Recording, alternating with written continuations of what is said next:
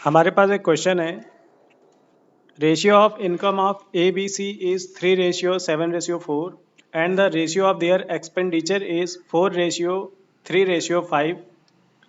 ए saves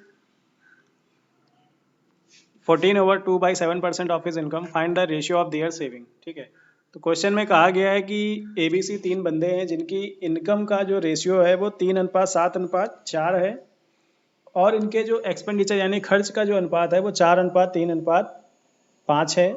अगर ए 14/2/7% अपनी income का 14/2/7% बचाता है तो उनके बचत का अनुपात ज्ञात कीजिए।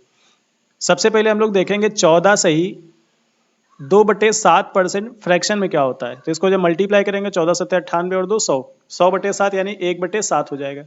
ठीक है, यानी कि अगर इसके अकॉर्डिंग देखें तो ए की इनकम क्या है, ए की इनकम तो वो है 7। ठीक है, और यहाँ से सेविंग दे रखी है हमको कि 14/2/7% कमाता है, यानी ऊपर वाली जो है ये हो गई सेविंग। ठीक है, तो यहाँ से ए का एक्सपेंडिचर कितना हो गया, 7 में से 1 चला जाएगा, बचेगा 6। ठीक है, तो ए का एक्सपेंडिचर है 6, कमा रहा था 7, यानी एक्सपेंडिचर और इनकम और एक्सपेंडिचर का रेशियो क्या है, 7:6। अब क्वेश्चन पे जाएंगे, हमको इनकम दे रखी है।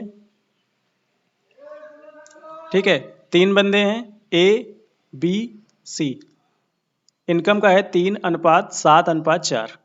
इसके बाद एक्सपेंडिचर दे रखा है, इसका अनुपात है 4:3:5। ठीक है, अब यहाँ पे देखें तो ए की इनकम और एक्सपेंडिचर में कोई हमें समझ में नहीं आ रहा, लेकिन इसके अकॉर्डिंग ए की इनकम अगर 7 है तो एक्सपेंडिचर 6 होना चाहिए, यानी इनमें 7 और 6 का अनुपात होना चाहिए। देखो यहाँ पे क्या है 3 और यहाँ पे क्या है 4, इनको अगर हम 7:6 में कन्वर्ट करेंगे तो सबसे पहले ऊपर 7 होना चाहिए और नीचे 6 होना चाहिए। ठीक है, अब अगर ऊपर 7 होता तो 7 यहाँ 21 और नीचे हो जाएगा 6 चौके 24, 21 और 24 में 7:6 नहीं बन रहा। अब क्या करना पड़ेगा, यहाँ 4 है, ऊपर 4 नहीं है तो हमें ऊपर 4 को भेजना पड़ेगा, ऊपर 3 है, यहाँ पे 3 नहीं है तो यहाँ पे हमें 3 को भेजना पड़ेगा। ठीक है, तो अब अगर देखें 3 × 7 × 4 और 4 × 6 × 3, क्या इनका 7:6 का अनुपात बन रहा, तो हाँ बिल्कुल बन रहा, 7:6 का अनुपात बन रहा है। बस इसी में इसको हम बांट देंगे तो यहाँ से जो अब नई इनकम का जो आ जाएगा अनुपात वो हो जाएगा 7 चौके 28, 28 × 3। ठीक है, 28 × 84 होता है 84, फिर 7 7 49, 49 चौके 196 और 16 7 112।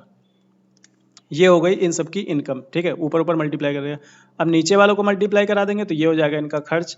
खर्च कितना होगा, 6 × 18 चौके 72, अनुपात 18 × 54 और 30 × 90।